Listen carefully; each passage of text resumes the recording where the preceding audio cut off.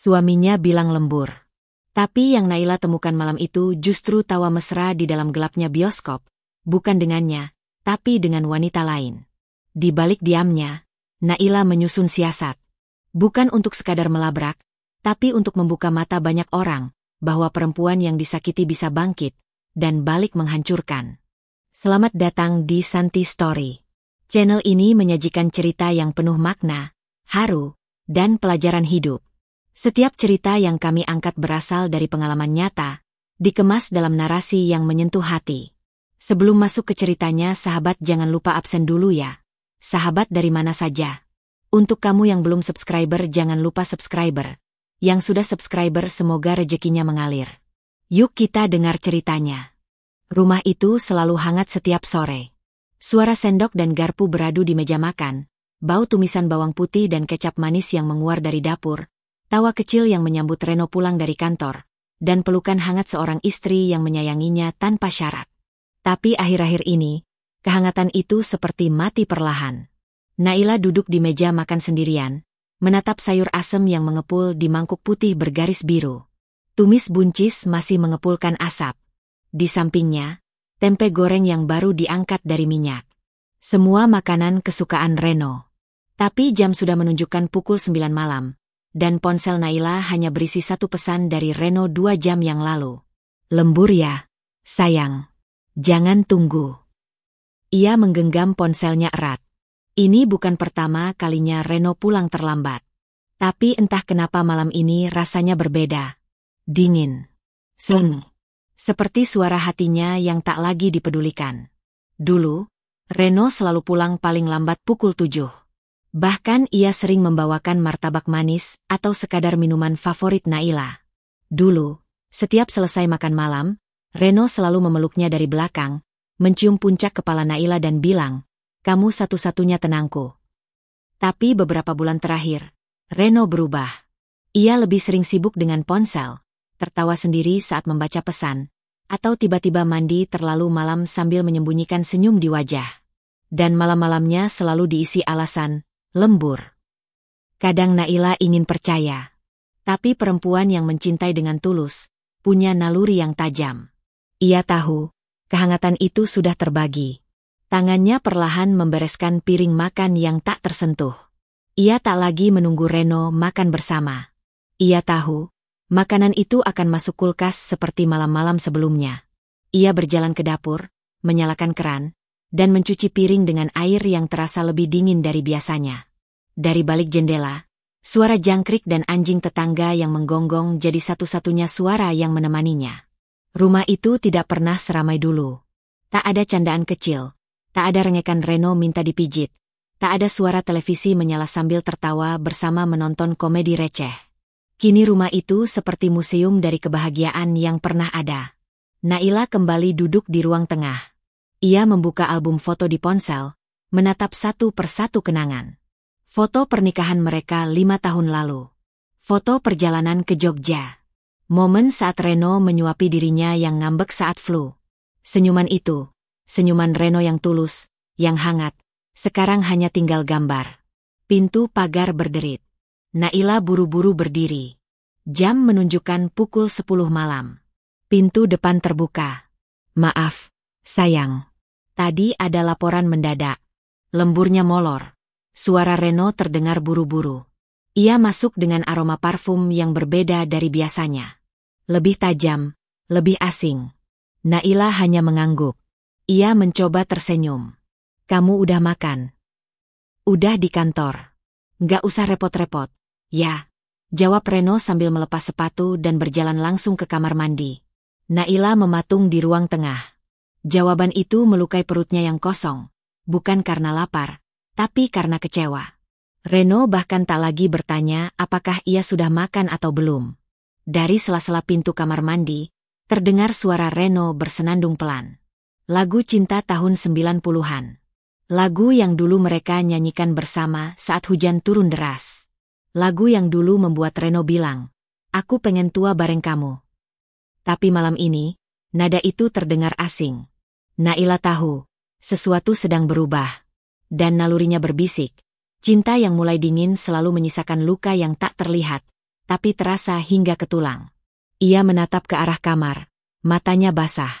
Tapi ia tidak menangis.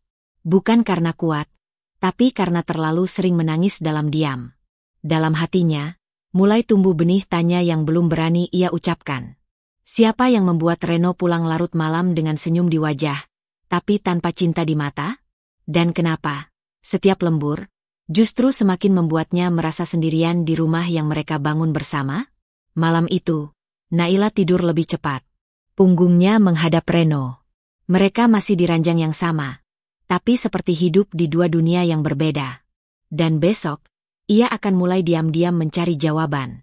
Pagi itu, udara masih basah oleh sisa hujan semalam. Matahari mengintip malu-malu dari balik tirai jendela kamar.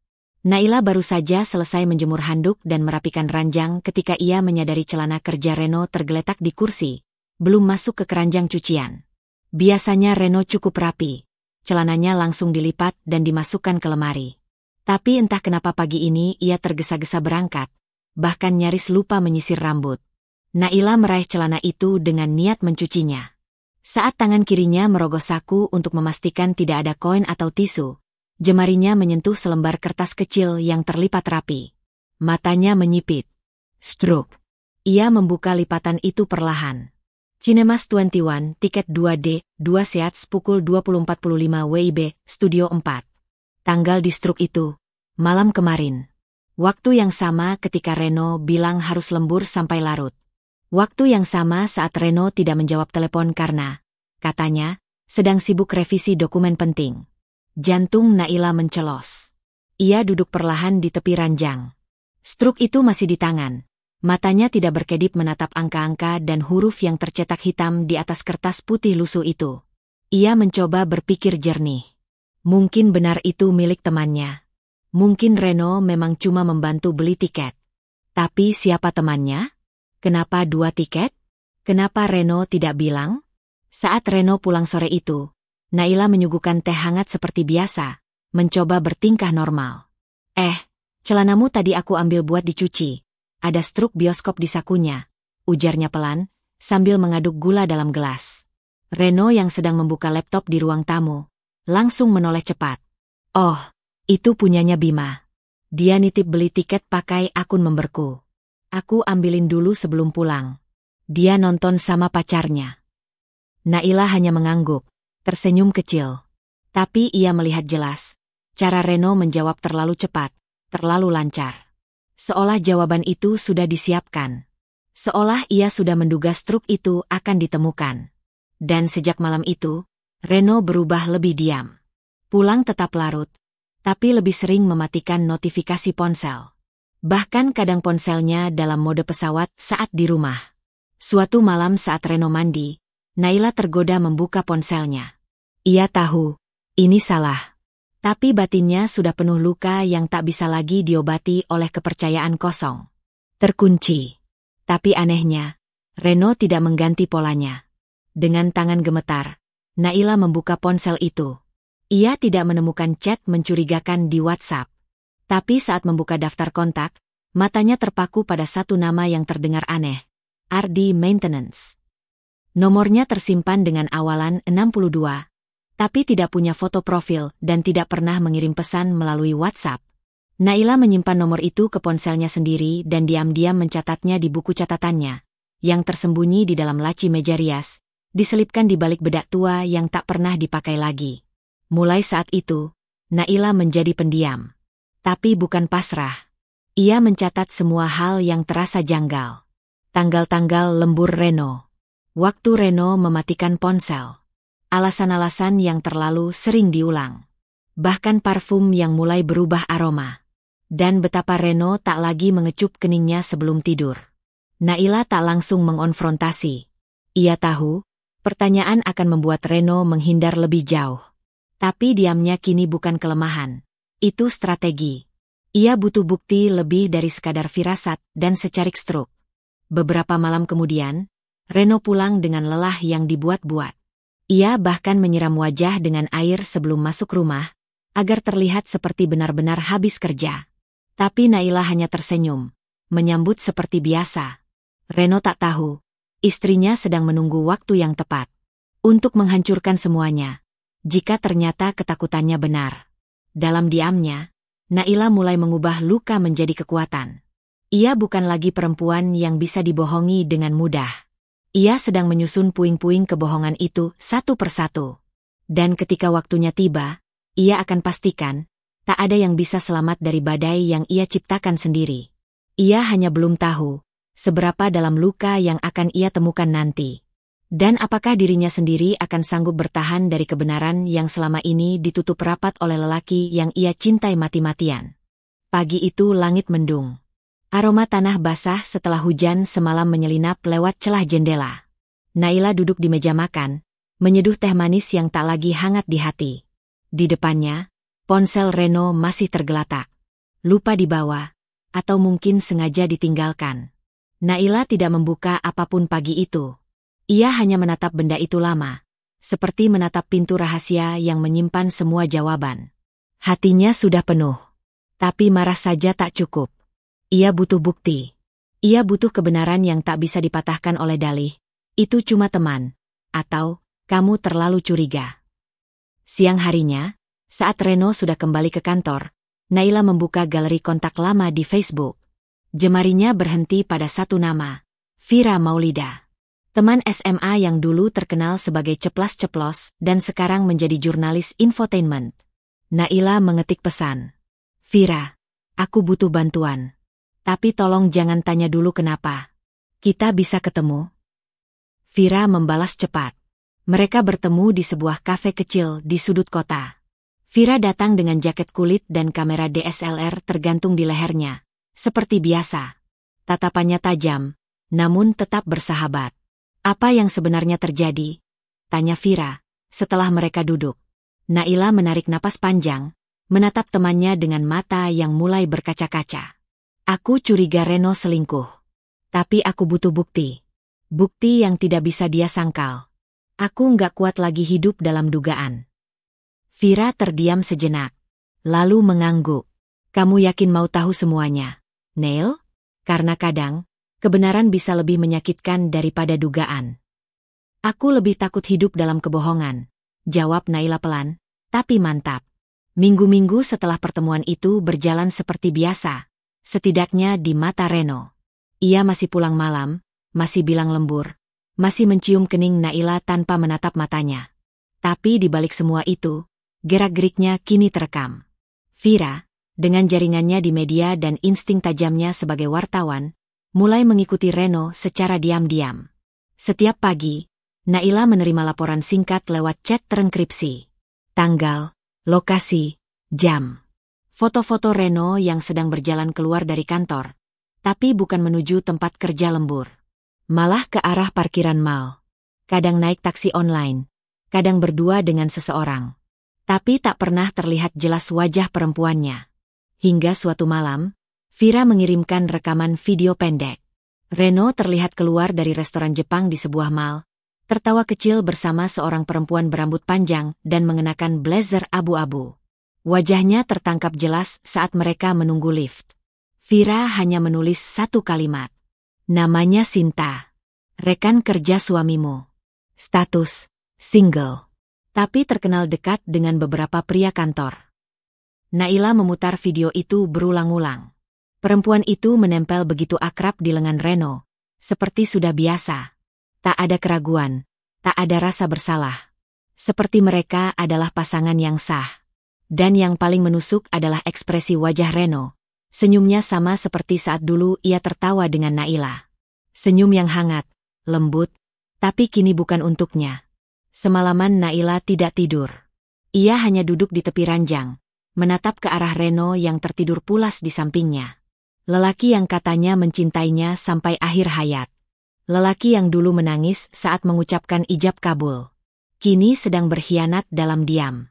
Esoknya, Vira mengirimkan titik GPS Reno dari aplikasi pelacak yang ia pasang diam-diam ke motor Reno, dengan bantuan seorang teknisi kenalannya. Setiap gerak Reno kini bisa diikuti. Setiap tempat yang ia datangi terekam. Hari Sabtu sore, Reno bilang ingin mengisi lembur karena ada deadline bulanan. Naila mengangguk, pura-pura tak peduli. Tapi saat pintu tertutup, ia membuka ponsel dan melihat titik biru Reno tidak bergerak di kantor. 15 menit kemudian, titik itu mulai berpindah, menuju sebuah bioskop di pusat perbelanjaan. Hari itu, bukan hanya Vira yang mengikuti Reno. Naila datang diam-diam.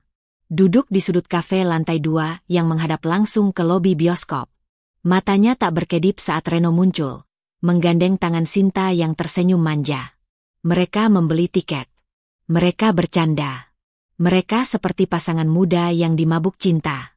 Dan di saat itu, seluruh isi tubuh Naila terasa mati rasa. Rasanya seperti tenggelam, tapi tak bisa menyelam. Seperti terbakar dari dalam, tapi tak bisa menjerit. Ia pulang tanpa berkata apa-apa. Membawa semua foto dan video yang ia simpan rapi di folder ponsel dengan nama bukti. Ia tidak menghancurkan rumah itu hari itu juga. Karena perempuan yang benar-benar terluka tahu, pembalasan paling menyakitkan bukan dengan teriakan, tapi dengan diam yang penuh perhitungan. Naila duduk sendiri malam itu, menatap foto mereka berdua saat honeymoon. Di balik senyumnya sendiri, ia tahu dirinya yang dulu telah mati. Dan kini ia sedang dilahirkan kembali, sebagai perempuan yang akan mengambil kendali atas hidupnya, sekaligus atas kehancuran orang yang telah menghancurkan cintanya. Kursi kayu di balkon kafe itu dingin meski sore baru saja turun. Naila duduk di sana, menggenggam cangkir kopi yang sudah lama kehilangan hangatnya. Dari balik jendela besar yang bening, ia menatap ke arah pintu keluar bioskop di lantai bawah. Matanya tak pernah lepas dari sana sejak setengah jam lalu. Nafasnya tidak teratur. Jari-jarinya gemetar tanpa sebab yang bisa dijelaskan dengan logika. Lalu pintu itu terbuka. Reno muncul, mengenakan kemeja biru gelap dan celana abu-abu. Di sampingnya, perempuan yang sama seperti di video kiriman Vira, Sinta. Rambutnya panjang terurai, wajahnya dipoles rapi. Ia tertawa lepas sambil menyikut lengan Reno, dan Reno membalas dengan senyum yang membuat dada Naila terasa seperti dihantam benda tumpul. Bukan karena ia tak mengenal senyum itu, tapi karena ia tahu pasti, senyum itu dulu miliknya. Sinta menggandeng tangan Reno. Bukan sekadar menyentuh, tapi menggenggam, erat, penuh rasa memiliki. Tubuh Naila membeku. Ia mencoba menarik napas panjang, tapi dadanya menolak untuk mengembang. Semua terasa sempit. Dunia berputar pelan di sekitarnya. Seketika, suara orang-orang, denting sendok, dan musik instrumental yang mengalun di kafe itu lenyap. Yang tersisa hanya satu adegan. Suaminya, menggandeng tangan perempuan lain, tertawa bahagia, seolah tidak ada dosa di dunia. Dalam detik itu, air matanya mengalir. Tapi ia tak mengelapnya. Ia hanya menunduk, menggenggam cangkir lebih erat, seolah itu satu-satunya pegangan agar ia tak jatuh. Sesak itu datang seperti badai, membuat perutnya melilit. Matanya kabur, kepalanya ringan. Ia hampir bangkit, hampir mengejar Reno dan Sinta ke parkiran, hampir berteriak, hampir melempar cangkir ke dada laki-laki yang pernah bersumpah akan menjaganya sampai mati. Tapi ia tidak bergerak. Ia tetap duduk. Karena di tengah hancurnya hati, ada bagian lain dari dirinya yang lebih kuat. Bagian yang sadar, amarah bisa meledak, tapi kehancuran akan lebih terasa jika disusun perlahan. Naila menarik napas dalam-dalam, merogoh tasnya, dan memencet tombol perekam suara di ponselnya. Dari tempatnya duduk, ia menyalakan kamera dan mengambil beberapa foto. Sudut pandangnya cukup jelas. Wajah Reno terlihat. Begitu juga tangan mereka yang saling menggenggam. Tak butuh banyak. Yang penting cukup. Cukup untuk menghancurkan segalanya nanti. Malam itu, Naila pulang ke rumah dengan langkah pelan. Rumah terasa lebih sunyi dari biasanya. Langit-langit kamar seperti runtuh. Tapi ia tetap berdiri. Di meja makan, ia meletakkan ponsel, menyambungkannya ke laptop, dan mulai memindahkan semua bukti. Semua rekaman, foto, tangkapan layar percakapan, rekaman lokasi. Ia menyalinnya ke flash disk. Bukan satu, tapi 3. Satu ia simpan di laci bawah lemari dalam kotak perhiasan. Satu lagi ia sembunyikan di dalam bungkusan pakaian musim dingin yang jarang disentuh. Dan satu lagi ia berikan pada Vira, dengan pesan singkat. Kalau suatu saat aku hilang akal, tolong bantu aku ingat. Aku bukan perempuan bodoh. Vira membalas dengan emoji hati. Tak banyak kata. Tapi cukup.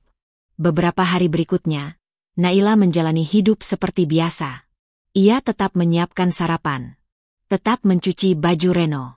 Tetap menjawab pertanyaan basa-basi Reno tentang, "Kamu mau dibawain apa dari kantor?" Dengan senyum tipis. Tapi kini ia melihat segalanya dengan cara yang berbeda. Ia bukan lagi istri yang menanti kepulangan. Ia hanya menunggu waktu. Reno tak tahu bahwa setiap gerak-geriknya sekarang dicatat. Setiap alasan lembur dicek ulang. Setiap pakaian yang ia cuci diperiksa detail. Bahkan parfum yang dipakai Reno kini dicocokkan Naila dengan catatan toko kosmetik online. Ia temukan parfum itu, bukan milik Reno, tapi milik perempuan. Dan dari ulasan pembeli, mayoritas wanita. Perlahan, semua keping teka-teki tersusun. Naila tak ingin hanya melabrak. Ia ingin Reno tahu bahwa saat ia memutuskan untuk menyakiti hati yang setia, yang ia hadapi bukan hanya air mata, tapi otak dan nyali. Malam itu, ia menatap wajah Reno yang tertidur dengan tenang. Ia tak menangis lagi, justru tersenyum kecil. Sakit itu masih ada, tapi kini bersanding dengan tekad. Bukan hanya karena ingin membalas, tapi karena ia tahu, satu saat nanti, Reno akan menyesal. Dan bukan karena Naila melabraknya di tempat umum, tapi karena ia akan kehilangan sesuatu yang tak akan bisa digantikan oleh siapapun. Istri yang mencintainya lebih dari dirinya sendiri. Dan ketika hari itu datang, Naila ingin Reno sadar, ia yang menghancurkan dirinya sendiri. Sedikit demi sedikit. Dengan tangannya sendiri. Hujan turun pelan malam itu, seperti gerimis yang ikut bersedih. Awan menggantung rendah, langit tak secerah biasanya, dan suasana rumah terasa lebih dingin dari biasanya. Reno mengenakan jaket hitamnya sambil merapikan rambut di depan cermin. Bau parfum khasnya, yang belakangan ini mulai terasa asing bagi Naila, menguar lembut memenuhi kamar. Ia melirik jam tangan dan berkata pelan, "Aku lembur lagi malam ini, sayang. Minggu depan laporan akhir, nggak bisa ditunda." Naila hanya mengangguk dari balik meja rias, menyisir rambut tanpa menatap wajah suaminya di cermin. "Iya, hati-hati di jalan." Reno mencium keningnya cepat, lalu bergegas pergi seperti biasa. Tapi ia tak tahu, malam itu bukan seperti malam-malam biasanya. Dan Naila bukan lagi istri yang diam dan menelan air mata dalam selimut gelap. Ia membuka laci meja dan mengambil satu benda kecil, proyektor mini genggam yang bisa disambungkan ke ponsel. Di dalam flash disk yang sudah ia pasangkan, tersimpan seluruh bukti perselingkuhan Reno. Foto, video, suara, semua terang, tak terbantahkan. Bukan untuk balas dendam murahan, tapi untuk membuka topeng kebohongan yang terlalu lama dipelihara. Vira sudah menunggu di parkiran belakang mal, bersama dua temannya yang bekerja di media lokal. Mereka membawa kamera, mikrofon kecil, dan satu tripod. Mereka tidak akan menyiarkan langsung. Tapi mereka tahu, malam ini akan ada cerita besar yang layak dibagikan. Naila datang dengan pakaian sederhana, blazer hitam dan celana panjang. Tidak menor, tidak mencolok, tapi matanya tajam. Dan langkahnya mantap. Reno dan Sinta sudah masuk lebih dulu. Tiket sudah dibeli. Studio nomor 5. Baris E, kursi 10 dan 11. Film baru saja dimulai. Lampu studio sudah gelap. Musik pengantar membungkus ruang dengan sunyi. Naila masuk 5 menit kemudian, bersama Vira dan dua lainnya. Mereka berjalan pelan. Satu orang menyalakan kamera dengan pencahayaan rendah. Naila naik ke atas panggung kecil di depan layar, lalu menyambungkan proyektor ke flash disk dan menekan tombol play. Layar besar yang sebelumnya menampilkan adegan pembuka film, tiba-tiba berganti. Gambar pertama, Reno dan Sinta berjalan bergandengan di parkiran mal. Gambar kedua, mereka makan malam di restoran Jepang. Gambar ketiga, Reno membukakan pintu mobil untuk Sinta dan mencium tangannya. Rekaman suara, tawa mereka, panggilan sayang dari Reno, "Aku lebih nyaman sama kamu." Penonton mendadak gaduh. Lampu di dalam studio menyala sebagian. Suara riuh memenuhi ruangan. Beberapa penonton langsung menoleh ke arah Reno dan Sinta yang duduk di tengah ruangan, terpaku. Wajah mereka pucat. Sinta langsung berdiri, wajahnya panik. Reno menoleh ke arah layar, lalu ke arah sumber suara.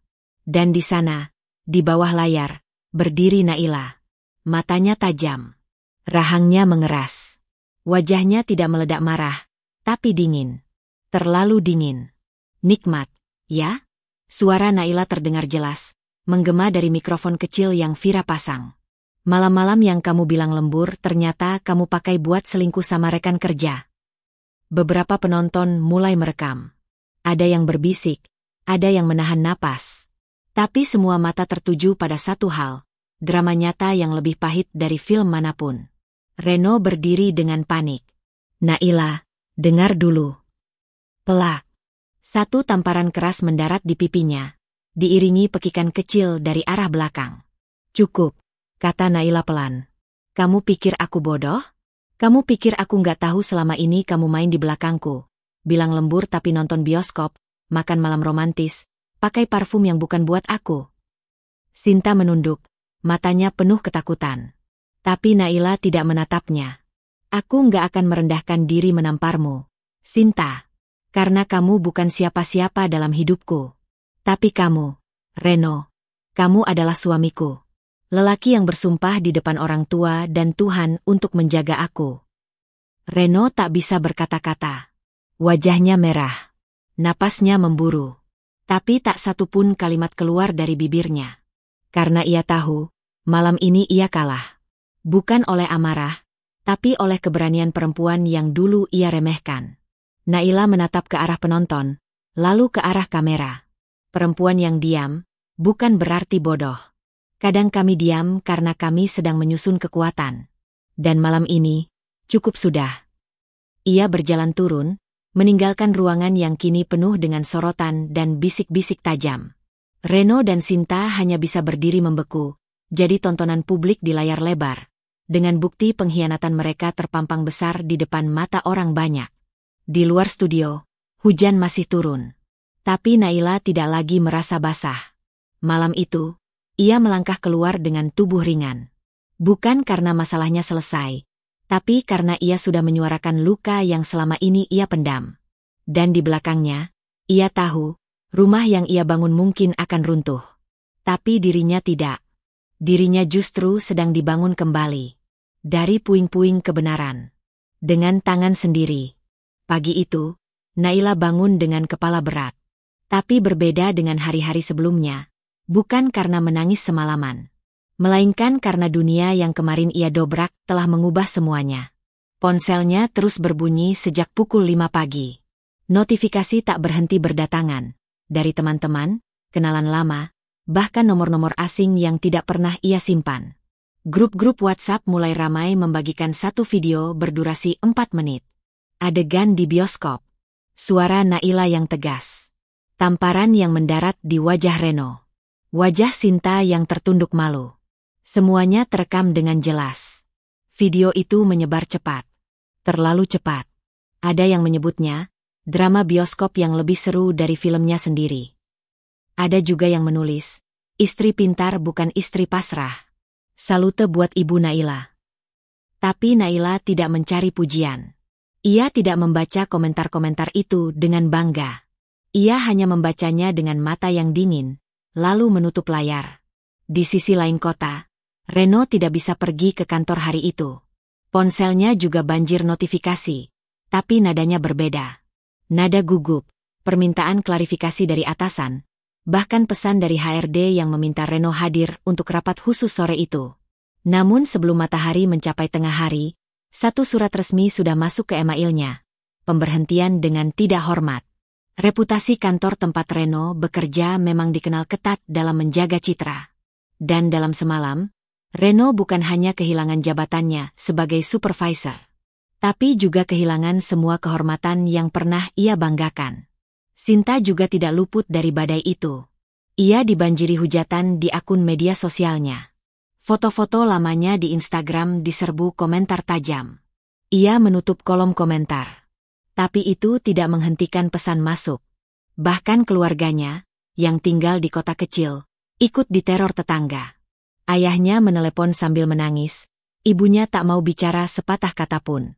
Mama bilang jangan pernah pulang sampai kamu sadar malu, kata suara ayahnya di ujung telepon. Lalu sambungan terputus. Hari-hari setelah kejadian itu, rumah tangga Reno dan Naila tak lagi bisa disebut rumah tangga. Mereka tetap tinggal di atap yang sama selama beberapa hari, tapi tidak pernah benar-benar saling bicara. Reno mencoba menjelaskan, mencoba menyalahkan keadaan, bahkan beberapa kali berusaha menyentuh tangan Naila saat makan malam. Tapi Naila menatapnya kosong, seperti sedang menatap orang asing yang kebetulan pernah ia kenal. Suatu malam, Reno memohon. Ia menangis. Benar-benar menangis. Aku hilaf. Nah, aku kehilangan akal. Aku bodoh.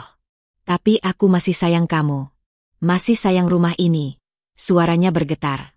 Naila hanya menjawab pelan. Rumah ini cuma bangunan, Ren. Rumahku ada di hati orang yang menghargai aku. Dan malam itu, untuk pertama kalinya, Naila tidur di kamar belakang. Bukan karena ia tak bisa memaafkan, tapi karena ia sudah terlalu sering memaafkan hal yang sama. Dan malam itu, ia ingin belajar menghargai dirinya sendiri. Esoknya, ia mengemasi beberapa pakaian. Ia tak membawa banyak. Hanya cukup untuk 2 minggu.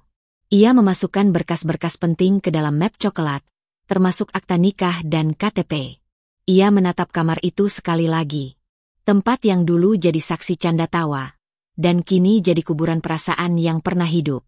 Saat keluar dari rumah, ia sempat berpapasan dengan ibu mertuanya di pagar depan. Wajah sang ibu muram, matanya sembab. Tapi bukan karena marah pada Naila. Maafkan Reno, nak. Kalau kamu pergi, rumah ini kosong. Bukan cuma bangunan, tapi kosong karena nggak ada kamu. Naila memeluk wanita itu pelan. Saya nggak pergi karena benci, Bu. Saya pergi karena saya sadar. Saya terlalu berharga untuk terus disakiti.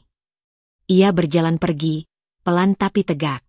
Hari itu juga, Naila menyerahkan berkas permohonan gugatan cerai ke pengadilan agama. Petugas mencatat dengan cekatan. Tak ada pertanyaan aneh. Tak ada tatapan menghakimi. Hanya proses administratif yang berjalan seperti biasa. Namun bagi Naila, itu bukan proses biasa. Itu adalah akhir dari semua luka, dan awal dari hidup baru yang ia bangun bukan di atas janji laki-laki, tapi di atas keberanian dirinya sendiri. Malamnya, ia menyalakan lampu kamar kos kecil yang baru ia sewa. Bukan rumah besar seperti sebelumnya. Tidak ada sofa empuk, tidak ada perabot mahal. Tapi ada ketenangan. Dan untuk pertama kalinya dalam waktu yang lama, ia tidur tanpa cemas kapan akan disakiti lagi. Sementara itu, Reno duduk di ruang tamu yang sunyi. Ponselnya sepi. Televisi menyala tanpa suara. Meja makan kosong. Rumah besar itu kini hanya berisi gema. Gema dari kesalahan yang ia buat sendiri. Dan setiap kali Reno melihat pantulan wajahnya di kaca, ia tahu, hancurnya hidupnya dimulai bukan saat video itu viral, tapi saat ia memilih untuk menyakiti perempuan yang seharusnya ia jaga. Rumah kontrakan kecil itu terletak di ujung gang sempit, di daerah pinggiran yang bahkan ojek online enggan masuk saat malam. Dindingnya lembab, catnya terkelupas, atapnya bocor. Bukan tempat ideal untuk memulai hidup baru, apalagi setelah semua yang mereka alami. Tapi bagi Reno dan Sinta, itu satu-satunya tempat yang masih bisa mereka sewa, dengan uang sisa pesangon Sinta yang tidak seberapa. Hari-hari mereka kini penuh sunyi, saling diam, saling curiga. Reno hampir tidak pernah keluar rumah. Sekali saja ia keluar membeli rokok ke warung ujung gang, seorang ibu pemilik warung menatapnya dengan tajam, lalu berbisik ke pembeli lain. Sejak video itu viral, wajahnya dikenal. Bahkan anak kecil pun mengenalinya. Itu yang ditampar di bioskop, kan? Yang selingkuh itu. Komentar yang terdengar kecil, tapi rasanya seperti batu yang dilemparkan langsung ke wajah Reno. Pekerjaan? Tidak ada yang mau mempekerjakannya. Reputasi di industri tempatnya bekerja sudah hancur. Ia mencoba melamar ke tempat lain dengan nama berbeda, tapi HRD tahu siapa dia. Semua menolak. Sementara Sinta menghabiskan hari-harinya di kamar, meringkuk di bawah selimut, nyaris tak menyentuh makanan. Bekas kekasihnya tak ada yang mau lagi mengangkat telepon. Teman-teman menjauh. Ibunya sendiri belum memaafkan. Ayahnya sudah memblokir nomornya. Dan Reno, semakin hari semakin tidak tahan. Ia mulai menyalahkan segalanya pada Sinta. Kalau saja kamu nggak terlalu lengket sama aku waktu itu. Kalau aja kamu nggak ketawa-ketawa seenaknya di bioskop, semua ini nggak bakal terjadi. Sinta hanya diam. Air matanya mengalir. Sudah terlalu sering ia mendengar kata-kata seperti itu. Namun kata-kata itu tidak lagi berhenti di mulut. Suatu malam, saat listrik padam dan hanya ada cahaya lilin kecil di meja makan, Reno pulang dari luar dengan napas berat. Ia kesal karena seseorang tadi melempar sampah ke arah kakinya saat ia lewat. "Kambing lo. Gara-gara lo hidup gue hancur," teriaknya tiba-tiba. Tangan Reno terangkat begitu saja, menampar pipi Sinta hingga tubuh perempuan itu terhempas ke dinding. Sinta meringis, bibirnya pecah, lututnya berdarah. Tapi tak ada yang ia ucapkan. Tidak minta tolong, tidak membela diri. Hanya menangis lirih dalam diam yang memekakan. Itu bukan pertama kalinya Reno menyakitinya. Dan sayangnya, bukan yang terakhir. Dalam 2 minggu berikutnya, kekerasan terjadi berulang. Reno semakin gelap, semakin kehilangan kendali. Rasa malu berubah menjadi amarah, dan Sinta menjadi satu-satunya sasaran yang bisa ia pukul tanpa konsekuensi. Atau setidaknya, begitu pikir Reno. Sampai pada suatu malam, tangis Sinta terdengar oleh tetangga sebelah. Seorang ibu muda yang tinggal dengan 2 anaknya. Ia merekam suara itu diam-diam dan mengirimkannya ke RW setempat. Lalu laporan dibuat. Polisi datang diam-diam malam itu, dan Reno diborgol di depan pintu rumah kontrakan mereka. Sinta dibawa ke rumah sakit. Luka memar di tangan dan wajahnya cukup serius. Psikolog yang menangani menyatakan bahwa ia mengalami depresi berat dan trauma psikis akibat kekerasan dalam hubungan. Reno kini menghadapi 2 kasus, kekerasan dalam rumah tangga dan penganiayaan berat. Proses hukum berjalan cepat karena bukti lengkap, rekaman suara, visum, dan saksi. Sinta akhirnya bersuara di pengadilan, dengan suara lirih dan mata sembab. "Saya pikir, saya mencintainya. Tapi ternyata saya hanya sedang dihukum oleh semesta karena merusak rumah orang lain." Reno divonis hukuman 2 tahun penjara. Tidak berat, tapi cukup untuk membungkamnya. Di ruang tahanan sempit, ia akhirnya benar-benar sendiri. Tanpa status, tanpa istri, tanpa pekerjaan, tanpa masa depan. Sementara Sinta dirawat di fasilitas rehabilitasi untuk perempuan korban kekerasan. Setiap malam, ia menatap langit-langit putih di atasnya dan bertanya dalam hati, apakah luka ini pantas ia terima? Apakah cinta yang ia curi memang seharusnya dibayar dengan nyawa yang nyaris hancur? Tak ada yang menjawab. Tapi sepi yang tinggal bersama mereka, kini berubah bentuk. Bukan hanya sebagai balasan dari dunia, tapi sebagai kenyataan pahit, bahwa karma tak pernah buta. Ia hanya menunggu waktu. Pagi itu, matahari menyelinap perlahan ke sela tirai kamar Naila. Aroma kopi hitam dari dapur kecil menyapa hidungnya, disusul suara kucing peliharaan yang meringkuk di ujung kaki ranjang. Rumah mungil ini, hasil sewa sederhana di tengah kota tua, menjadi saksi awal kebangkitannya. Bukan rumah besar seperti dulu, tapi disinilah ia kembali bernapas sebagai manusia yang utuh, bukan istri yang dibayangi pengkhianatan. Di sudut ruang tamu, ada meja kayu kecil yang dijadikan tempat kerja. Di atasnya, tumpukan catatan, buku-buku tentang psikologi trauma, dan sebuah laptop yang layarnya sering terbuka hingga larut malam. Disitulah ia menulis, menyusun ulang luka menjadi paragraf, dan pelan-pelan mengubah duka menjadi ilmu. Modal warisan dari almarhumah ibunya ia gunakan membuka usaha kecil, kedai kopi dan perpustakaan mini untuk perempuan. Ia menamakannya Teras Naila. Sebuah ruang aman, hangat, tanpa penghakiman. Di sana, para perempuan duduk bersila, berbagi cerita tanpa takut disebut lemah atau cengeng.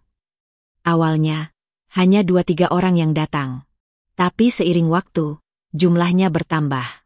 Ada ibu muda yang ditinggal suami, ada mahasiswi korban kekerasan, ada perempuan karir yang terus-menerus dibungkam di rumah. Mereka menemukan sesuatu di tempat itu. Ketenangan, dan keberanian. Naila tidak pernah memposisikan diri sebagai orang yang paling benar. Ia hanya bercerita tentang malam-malam panjang penuh curiga, tentang rasa malu yang menusuk saat menyadari cintanya dipermainkan, tentang keberanian untuk berdiri sendiri meski lututnya gemetar. Suatu hari, temannya, Dea, jurnalis yang juga membantunya saat melabrak Reno di bioskop, menyarankan sesuatu yang membuat Naila terdiam sejenak. Kamu harus jadi pembicara, Nay. Gak semua orang bisa bangkit seperti kamu. Ceritamu harus disuarakan. Naila menatap cermin kamar mandi pagi itu lama sekali. Wajahnya terlihat tenang, tapi masih ada garis-garis trauma. Ia mengusap pipinya perlahan, lalu tersenyum kecil. Mungkin memang sudah waktunya suaranya digunakan bukan untuk menangis, tapi untuk menyembuhkan. Pelatihan demi pelatihan ia jalani. Bukan hanya untuk menjadi pembicara yang baik, tapi untuk belajar lebih banyak tentang kekerasan emosional dan pemulihan diri. Ia belajar dari psikolog, dari aktivis, dari para penyintas. Dan pelan-pelan, ia naik ke panggung. Pertama di forum kecil, lalu di ruang seminar kampus, hingga akhirnya diundang ke siaran podcast bertema, Ketahanan Perempuan dalam Gelombang Pengkhianatan. Suaranya tenang, kalimatnya sederhana tapi dalam. Tak jarang pendengar menangis saat ia membacakan bagian dari naskah bukunya. Aku tidak membenci orang yang mengkhianatiku. Tapi aku belajar untuk tidak lagi menaruh seluruh hidupku pada tangan orang lain. Cinta tidak seharusnya memenjarakan harga diri. Buku itu ia beri judul, Luka yang Tidak Aku Sembunyikan. Sampulnya sederhana, warna abu-abu dengan ilustrasi perempuan duduk di bawah pohon, memeluk dirinya sendiri. Suatu siang, saat ia duduk di kedainya, seorang perempuan parubaya menghampirinya dan menggenggam tangannya erat. Bu Naila, buku ibu nyelamatin saya dari percobaan bunuh diri. Saya pikir saya sendirian. Tapi ternyata, ada yang juga pernah jatuh dan bangkit. Naila memeluk perempuan itu. Tak ada kata yang keluar. Hanya pelukan panjang yang menembus pori-pori luka mereka masing-masing. Kini hidupnya tak sempurna, tapi damai. Ia tidak lagi menanti seseorang pulang larut malam. Ia tidak lagi mengecek pesan masuk dengan dada sesak. Ia berdamai bukan karena melupakan, tapi karena telah memaafkan dirinya sendiri yang dulu terlalu lama bertahan. Dan pada malam-malam tertentu, saat semua sudah tenang, ia membuka kembali catatan kecil yang dulu ia tulis saat masa-masa gelap. Ia membacanya, tersenyum, lalu menulis satu kalimat tambahan. Aku telah kembali. Tapi bukan sebagai istri yang pernah dikhianati. Aku kembali sebagai perempuan yang memeluk luka, dan berdiri dengan kepala tegak. Hari itu hujan turun perlahan, seperti ragu. Di luar, langit berwarna kelabu, tapi suasana di dalam rumah Naila tetap tenang. Aromaterapi melati menyebar samar dari diffuser di sudut ruangan. Di meja kecil dekat jendela, sebuah amplop kecoklatan tergeletak sejak pagi, masih utuh. Namanya tertulis di sana dengan tulisan tangan yang dulu sangat ia kenal. Tegak, sedikit miring ke kiri. Naila. Hanya satu kata itu. Tanpa embel-embel. Tanpa panggilan sayang yang dulu memenuhi tiap surat dan pesan pendek Reno. Ia tidak segera membukanya. Ia menyeduh teh, membaca 1-2 halaman bukunya sendiri yang sudah terbit 2 bulan lalu. Tapi amplop itu tetap mencuri tatapannya. Akhirnya, menjelang sore, Naila menarik napas panjang dan membuka surat itu. Tulisannya rapi, tapi goyah. Beberapa huruf tampak tergesa.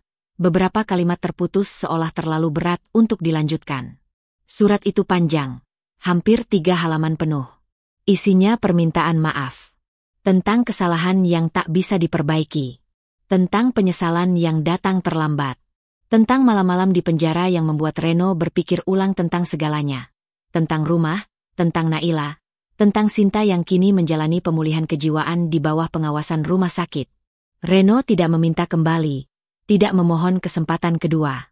Hanya meminta didengar. Aku bukan lagi pria yang kamu nikahi dulu. Aku juga bukan pria yang kamu tinggalkan. Aku hanyalah bayangan dari keduanya. Dan aku hanya ingin kamu tahu. Aku tahu. Aku menghancurkan sesuatu yang tak akan pernah aku temukan lagi seumur hidupku. Sampai akhir surat, tak ada air mata yang jatuh dari wajah Naila. Tidak seperti dulu. Ketika ia pertama kali melihat bukti perselingkuhan. Tidak seperti saat ia berdiri di depan layar bioskop, mempermalukan pria yang telah mengkhianatinya. Hari itu, tidak ada gejolak. Hanya hening. Ia melipat surat itu kembali dengan pelan. Meletakkannya di laci bawah, bersama dokumen-dokumen yang tak lagi dibuka. Lalu, ia mengambil pena dan mencatat satu kalimat di jurnalnya. Bukan sebagai balasan, bukan sebagai pelarian, tapi sebagai pengingat. Luka tak harus dibalas luka. Tapi orang yang menanam duri, pasti takkan berjalan tanpa tertusuk. Itulah cara Naila menutup pintu, bukan dengan membantingnya, bukan dengan kunci ganda, tapi dengan kesadaran bahwa luka tidak layak diwariskan. Beberapa hari kemudian, di sebuah forum kecil tentang penyintas kekerasan emosional, seseorang bertanya padanya, "Apakah ibu pernah berpikir untuk membalas?" Naila tersenyum tenang. "Tidak. Saya hanya ingin sembuh. Dan dendam bukan obat, dendam racun yang rasanya seperti madu." Para hadirin hening. Beberapa menunduk, menahan isak. Di panggung itu, Naila bukan lagi korban. Ia penyintas. Ia guru. Ia saksi bahwa hati yang luka masih bisa memilih untuk tidak merusak. Malam itu, ketika lampu-lampu rumah dipadamkan, Naila duduk sendiri di balkon, memandangi bulan yang sedang gelap total. Tidak ada cahaya. Tapi ia tahu, fase itu akan berlalu. Selalu. Angin laut pagi membelai rambut Naila yang dibiarkan tergerai. Jemarinya menggenggam tangan kecil milik putranya, Rafif, yang berdiri diam di sampingnya, menatap matahari yang perlahan muncul dari balik cakrawala. Cahaya keemasan itu menyebar perlahan di permukaan laut, seolah melukis ulang harapan yang sempat pudar. Debur ombak lembut menyapa kaki mereka. Hangat, seperti sapaan hidup yang tak lagi menakutkan. "Bu, ini matahari pertama kita, ya." Rafif menoleh dengan senyum polosnya, seolah menyadari betapa istimewanya pagi itu. Naila mengangguk pelan, matanya tetap pada sinar mentari yang baru. "Iya, Nak. Matahari yang lahir bukan untuk siapa-siapa, selain kita sendiri." Ia menarik napas dalam-dalam. Udara laut memenuhi dadanya dengan rasa yang sulit dijelaskan. Bebas, lapang, dan tenang. Setelah sekian lama hidup dalam gelap dan rasa tidak cukup, akhirnya ia sampai di titik ini. Sebuah narasi mengalir pelan di dalam benaknya, bukan lagi dari buku, bukan dari forum, bukan dari panggung-panggung penyintas, tapi dari dirinya sendiri. Dari luka yang tak lagi menjerit. Perempuan bukan hanya untuk dimiliki. Bukan untuk ditahan ketika sayapnya ingin terbang. Perempuan berhak diam saat diperlakukan tak adil. Tapi juga berhak bersuara. Berhak marah. Perempuan punya hak untuk meninggalkan. Karena cinta tak selalu berarti tinggal. Kadang, cinta juga berarti menyelamatkan diri sendiri. Naila menatap anaknya, lalu ke langit. Ada sesuatu dalam dirinya yang kini lebih utuh. Ia tidak lagi merasa rusak. Tidak lagi merasa tertinggal. Hidup telah merampas banyak hal, tapi ia juga telah belajar sesuatu yang paling berharga. Cinta pertama seorang perempuan seharusnya adalah untuk dirinya sendiri. Ponselnya bergetar pelan di dalam tas kecilnya. Ia membuka tanpa terburu. Sebuah pesan masuk dari kontak yang sudah lama tidak muncul di layar itu. "Pagi, Nay. Ini aku, Dimas. Teman SMA kamu. Nemu nomormu dari Wulan. Ganggu nggak kalau aku tanya kabar kamu?" Ia terdiam. Tidak langsung membalas. Tidak juga mematikan ponselnya. Ada getar samar yang melintasi dadanya. Bukan luka, bukan trauma, tapi sesuatu yang lebih lembut. Mungkin ketertarikan. Mungkin sekadar pengakuan bahwa hatinya sudah tidak tertutup. Rafif menarik lengannya. "Bu, yuk cari kerang." Katanya kalau dapat yang warna pink, itu artinya kita bahagia selamanya. Naila tersenyum. Kali ini, senyum yang tulus. Ia menggenggam tangan anaknya lebih erat. "Yuk, kita cari," jawabnya. Mereka berjalan menyusuri pantai. Matahari makin tinggi. Ombak makin berkilau. Dan hidup, ya, hidup akhirnya terasa seperti miliknya sendiri. Entah apa isi pesan selanjutnya. Entah akan dibalas atau tidak. Tapi pagi ini, ia tahu satu hal. Luka memang pernah membekas, tapi tidak akan selamanya tinggal. Karena setiap perempuan berhak memilih untuk sembuh. Dan ia sudah memilih.